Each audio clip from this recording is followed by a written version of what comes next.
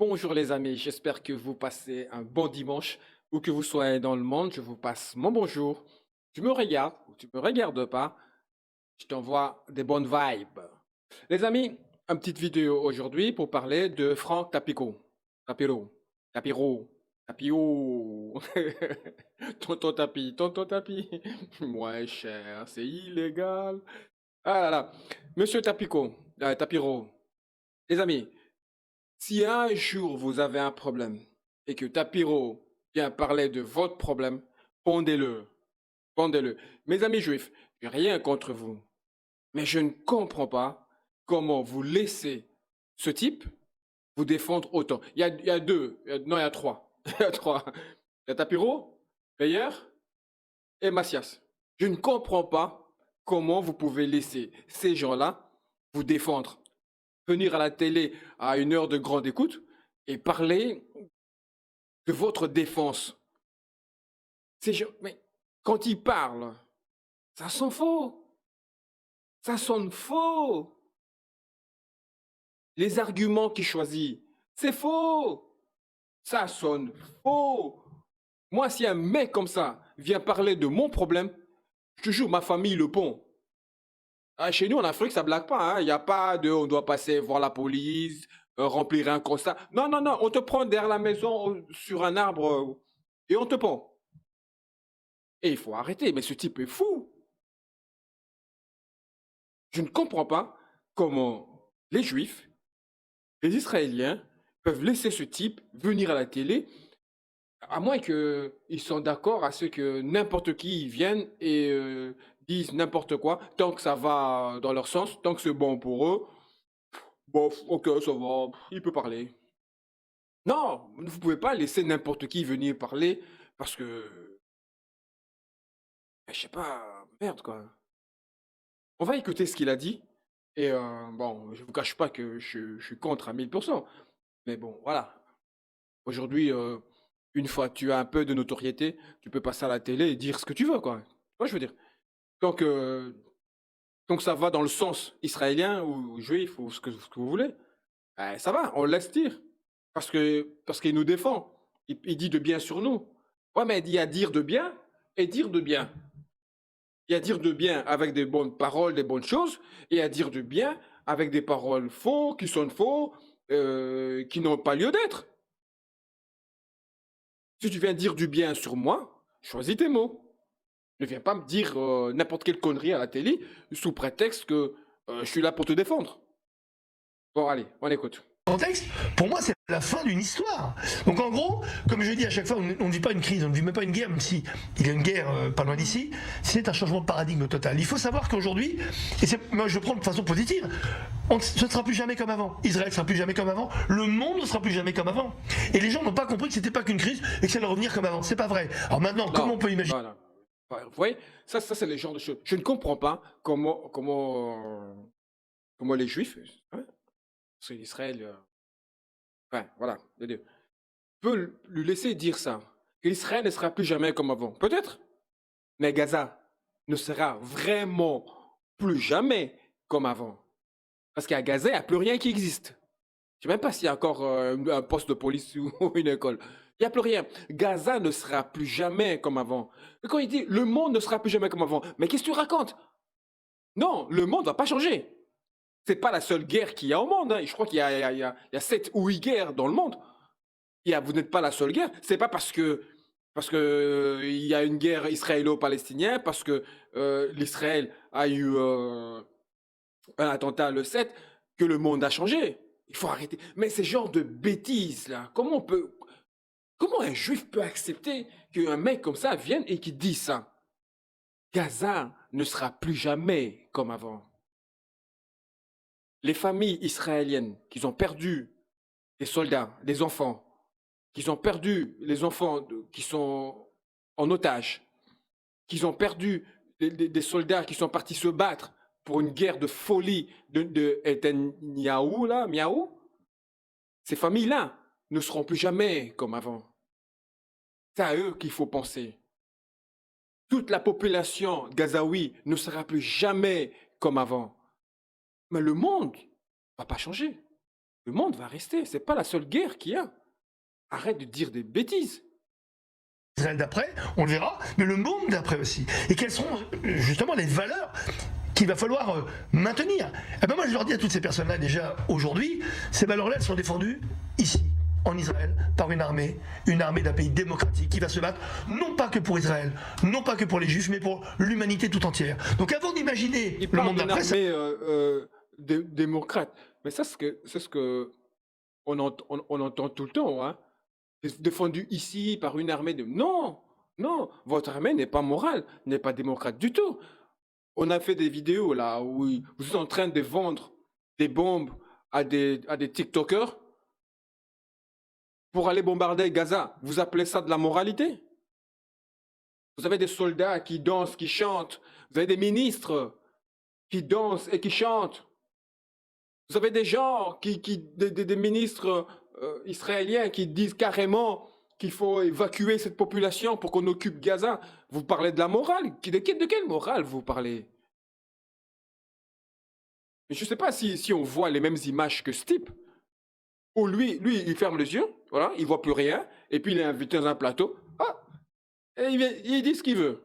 Se battre non pas que pour Israël, non pas que pour les Juifs, mais pour l'humanité tout entière. Donc avant d'imaginer le monde d'après, c'est intéressant, je leur dis Arshav, comme on dit en hébreu, maintenant, ici, tout de suite, il est temps de comprendre qu'Israël se bat pour nous. Et quand je dis nous, c'est un nous universel. Donc que les gens arrêtent de croire qu'Israël se bat uniquement... Pour le monde éclairé. Mais bien sûr pour le monde éclairé. De plateaux télé, hein. Oui. En France, vous intervenez sur Israël beaucoup se de bat médias. pour le monde éclairé, un peu l'autre journaliste là. C'est pour le monde éclairé. Mais arrête tes conneries. J'ai rien demandé à Israël, moi. Où tu racontes? On lui a rien demandé et tout ce qu'on lui demande, c'est d'arrêter de tuer des enfants. C'est quoi ce délire?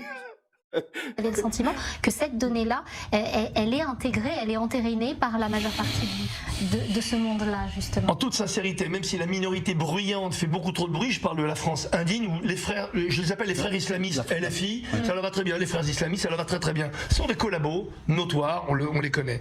Mais attention, les politiques et les médias tiennent, et tiennent la tête haute. Je peux vous dire que plus de 75% à peu près des Français sont derrière Israël et derrière le combat que mène Israël contre le terrorisme islamiste international. Mais en France, les élus, comme les journalistes... Quand tu n'es pas d'accord, quand tu apportes une opinion qui est contre la leur, tu es un collabo. Voilà. Il faut aller dans leur ligne. Là, vous êtes digne, comme il dit. Vous êtes digne.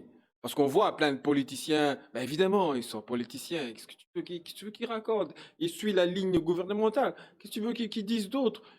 Là, ils sont dignes. Parce que quand tu es pour leur cause, tu es digne. Parce qu'ils sont là, n'oubliez pas, hein, ils sont là pour défendre le monde. Le monde, hein. Ils se battent pour nous, hein. Malgré qu'on leur a rien demandé, malgré qu'on est contre, on est contre leur bataille, on est contre ce qu'ils font.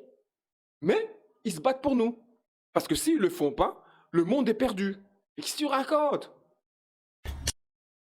Le coup. Moi j'ai été très surpris, je pensais que ça allait tanguer un peu, qu'il y aurait un 50-50 et en même temps médiatique. Finalement aujourd'hui, je vois beaucoup plus de journalistes tenir tête. Regardez CNews, le boulot extraordinaire. Même si on est sur la 24, il faut quand même dire quand les collègues font un boulot. Regardez Laurence Ferrari, Pascal, ils sont tous exemplaires. Il y a Voilà, le point. voilà. Il est en train de citer tous les journalistes, les chaînes, que tout le monde, nous tous ici, on sait tous, qui sont pro-israéliens. CNews, BFM, LCI, voilà. Les Pascal Pro, ils sont dignes, ils ont été exemplaires.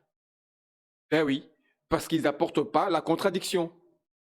Parce qu'ils suivent la majorité, l'idée majoritaire. Parce que ces journalistes-là ont qu'une seule idée en tête, la pensée unique. Tous ces journalistes-là sont tenus, bon déjà c'est Bolognaise qui est au-dessus. Hein. Donc voilà. Ils sont pour. Donc ils sont dignes et exemplaires. Si tu es contre, tu apportes des idées contre les leurs, tu apportes d'autres opinions, tu apportes d'autres vues, tu vois les choses différemment, eh ben, tu es diabolique, tu es un collabo. Un collabo.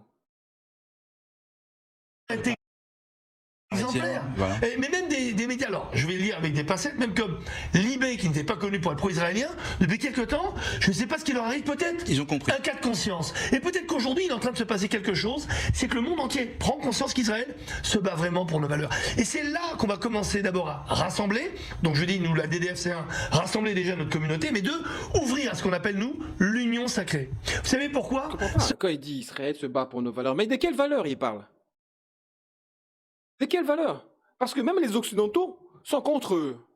Les mecs, allume ta télé, va sur YouTube, va sur X, regarde les manifestations qu'il y a dans le monde. Qu'est-ce que tu racontes? De quelles valeurs tu parles? Ces valeurs que tu parles là, il y a des gens qui sont contre.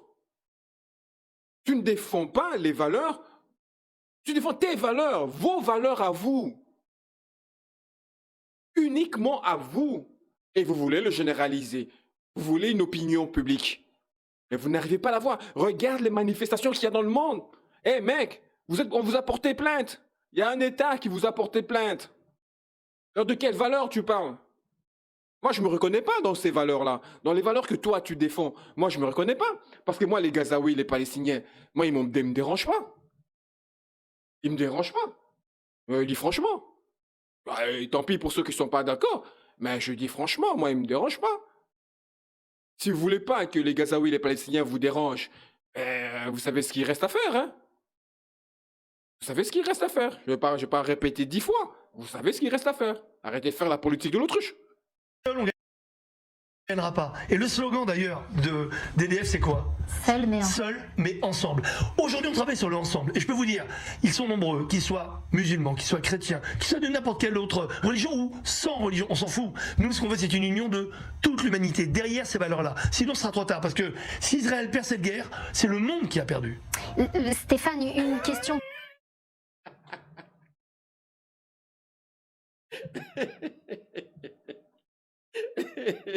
Enfermez-le.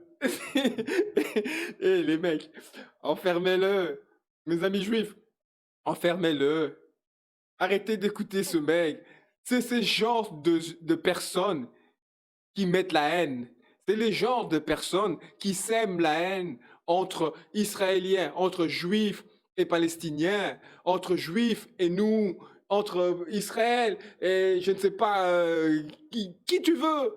C'est ce genre de personnes, avec ce genre de propos, qui sèment la haine. Moi, je vous le dis, j'ai pas peur de lire. De toute façon, c'est ce que je pense.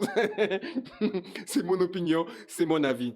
Vous le partagez ou pas, libre à vous. Mais en tout cas, c'est la mienne. Je ne dis pas que c'est la vérité. Je ne dis pas que c'est l'opinion majoritaire.